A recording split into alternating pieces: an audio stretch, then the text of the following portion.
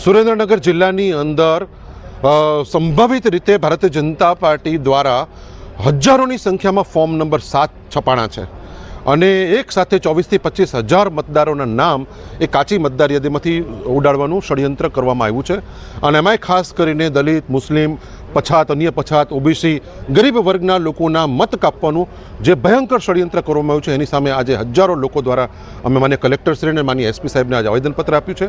અમે બીજી પણ અમને આશંકા છે કે આ ફોર્મ સોફ્ટવેરના માધ્યમથી છપાણા હોય, કદાચ ચૂંટણી પંચના કાર્યાલયની અંદર જ પણ આ ફોર્મ છપાણા હોય તો પણ કહી શકાય નહીં. આ સમગ્ર બાબત તપાસનો વિષય હોય. અમે માન્ય કલેક્ટરશ્રીને અને એસપી સાહેબને વિનંતી કરી છે કે જે લોકો આ ષડયંત્રની અંદર સામેલ હોય, જેણે આ બોગસ ફોર્મ છાપ્યા હોય એ તમામની સામે ફોજદારી કાર્યવાહી કરવાની માંગ કરી છે અને જો 13 તારીખ સુધીની અંદર જો ફોજદારી કાર્યવાહી કરવામાં નહીં આવે તો સુરેન્દ્રનગર જિલ્લામાં અમે તમામ રોડ, રસ્તા, ચક્કાજામનો કાર્યક્રમ આપીશું. ચાહે એની કોઈ પણ અમારે કિંમત ચૂકવવી પડે તો અમે કિંમત ચૂકવવા તૈયાર છીએ, પરંતુ અમે આ ષડયંત્રકારી આ ગુનેગારોને અમે છોડવાના કોઈ મૂડમાં નથી અને અમે છોડીશું પણ નહીં. આપણે જોયું છે કે ખરા તડકે હજારોની સંખ્યામાં આજે લોકો